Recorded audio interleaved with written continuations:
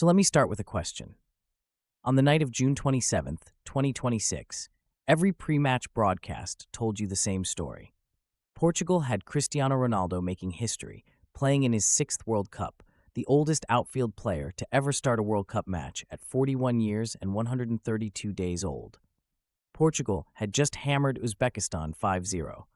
Portugal had Bruno Fernandes, João Felix, Vitinha, a midfield stacked with Premier League and Champions League quality. The commentators called it the most talented squad left in the group stage.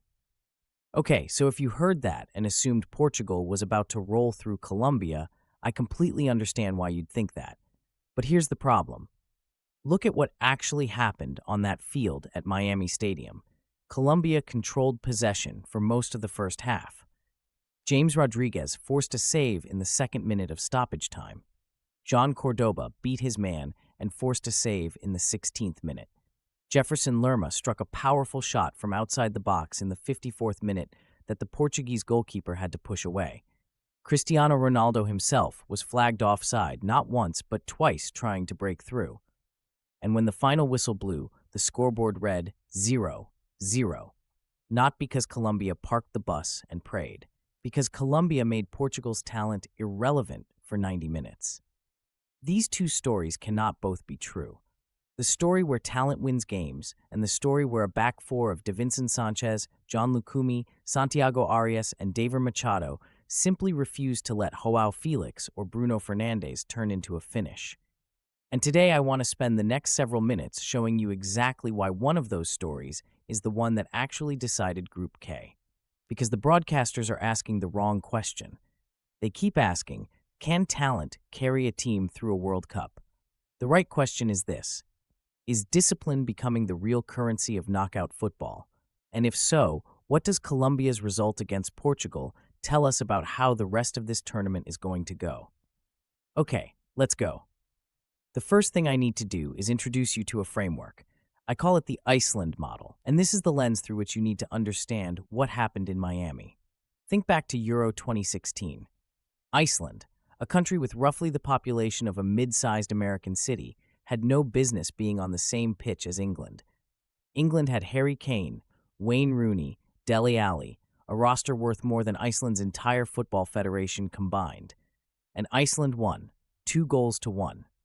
Not because they had better players, because they had a structure so disciplined, so well-rehearsed, so committed to never breaking shape that England's individual brilliance simply had nowhere to go. That is the Iceland model. You don't have to outskill the other team. You have to make their skill meaningless by controlling the spaces where that skill operates. And what I watched Colombia do against Portugal on June 27th was a textbook execution of exactly that model, except with one crucial difference. Colombia didn't just defend. They competed for the ball, controlled long stretches of the half, and still refused to give Portugal's front four a single clean look at goal. That's not a team hiding. That's a team imposing its own discipline onto a more decorated opponent. Let's go through 3 specific theories for how they did it. Theory number 1. Defensive shape that never panicked, even against 6-time World Cup royalty. I want you to picture the 6th-minute moment that should have broken Colombia's plan. João Felix sends a cross to the far post. Pedro Neto arrives with no defender around him, the kind of chance that wins World Cup matches. He doesn't convert. Now watch what Colombia's backline did for the rest of the night. They didn't change their approach because of that scare. Jean Lucumi and Davinson Sanchez kept their spacing. They kept funneling Ronaldo, Felix, and Fernandes toward areas where Gustavo Puerta and Jefferson Lerma could close passing lanes before the ball ever got dangerous. In the 59th minute, Felix set up Ronaldo for a finish near the post, and the offside flag bailed Colombia out. Sure.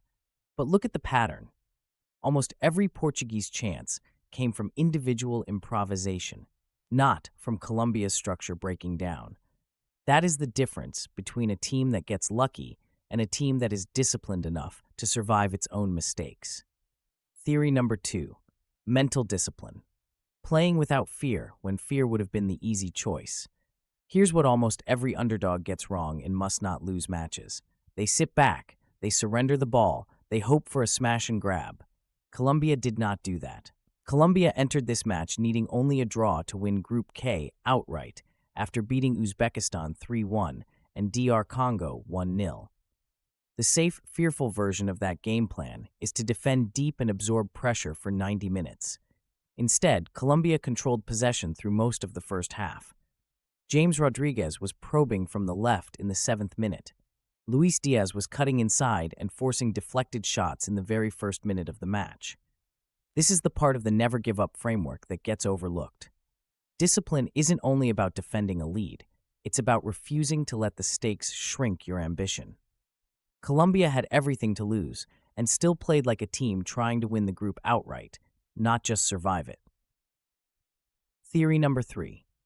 A midfield built to neutralize talent through positioning, not physicality. Portugal's midfield of Vitinha and João Neves, before he was substituted for Ruben Neves, is built to dictate tempo against almost anyone in the world. Colombia's answer was the double pivot of Gustavo Puerta and Jefferson Lerma, two players without the individual reputation of their opponents, but who spent the entire match cutting off the passing triangles that Vitinha relies on to break lines. Lerma's 54th-minute shot from distance wasn't just an attacking moment. It was proof that Colombia's deepest midfielders were still pushing forward, even while doing the unglamorous defensive work that kept Bruno Fernandes quiet for almost the entire night. Fernandes managed a shot in the 12th minute and barely another meaningful touch in the final third for the rest of the half. That is what disciplined positioning does to a player who depends on space to create. Now I want to be completely fair, because intellectual honesty demands it. Here is the Steelman case for the other side of this argument. You're making discipline sound like it's the whole story, but look at the chances Portugal actually generated. Ronaldo, at 41 years old, is still getting into positions to be flagged offside twice in one half, which means he's still reading the game better than defenders half his age. João Felix nearly created 2 clear goals in the first hour. Bruno Fernandes is a Champions League-level passer who can still unlock a low block in a single moment of brilliance. And remember, Portugal didn't need to win this match either. A draw sent them through as runners-up regardless. So maybe what we actually saw wasn't Colombia's discipline beating Portugal's talent. Maybe it was two teams that had already secured qualification, both playing within themselves, with neither side desperate enough to take the risks that turn a tight match into a wide-open one. This is a fair argument. Both teams were already through to the round of 32 before a ball was kicked, and that context matters enormously. But here's what that argument cannot explain. Colombia did not play like a team coasting toward a result it already had banked. They created more clear-cut chances than Portugal across the full 90 minutes against a side that had just put 5 goals past Uzbekistan 4 days earlier. If this were simply two satisfied teams going through the motions, you wouldn't see James Rodriguez, Luis Diaz, and John Cordoba all testing the goalkeeper inside the opening 20 minutes. You'd see exactly what happened in other dead-rubber group games this tournament. Slow, low-intensity matches with almost no shots on target. This match had 19 shots combined. The intensity was real, which means the discipline was real too, applied by a team that wanted top spot in the group, not a team settling for second. So let me bring this together and give you 3 things to watch as both these teams move into the knockout rounds. First, watch whether Colombia's back four can hold this same shape against a round of 32 opponent that has more individual quality up front than DR Congo or Uzbekistan did in the group stage. Discipline against one Ballon d'Or level talent is one test. Discipline against a team with multiple attacking threats firing at once is a much harder one. Second, watch Ronaldo's minutes. He has now played every minute of 3 group matches at 41 years old, including this scoreless 90 against a defense that gave him nothing easy. If Portugal's coaching staff starts managing his workload in the knockout rounds, that tells you everything about how much this match actually took out of him physically. Third, watch how Colombia approaches must-win knockout football now that the safety net of a draw being good enough is gone. The real test of the never-give-up framework isn't holding a talented team to 0 when a draw secures the group. It's whether that same discipline holds up in a single elimination match where there is no tomorrow. Now for your homework. Go back and watch the 6th-minute chance for Pedro Neto and the 59th-minute disallowed goal for Ronaldo side by side.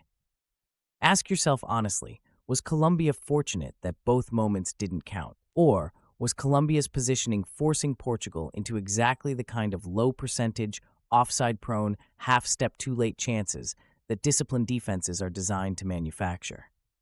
Because that distinction, luck versus design, is the difference between a team that got away with something and a team that built a result through pure, repeatable, never-give-up discipline. So let me close with one question, just one. Cristiano Ronaldo has scored in 6 different World Cup tournaments, a feat no other player in history has matched. He is, by any reasonable measure, more talented than every single player who stepped onto that Colombia back line. And yet on June 27, 2026, he finished the match with 0 goals, 2 offside flags, and a scoreline that handed Colombia top spot in Group K. If talent alone decided football matches, that result does not happen. So ask yourself, in a tournament full of generational talent, what is it actually worth if a team willing to never give up can make all of it disappear for 90 straight minutes?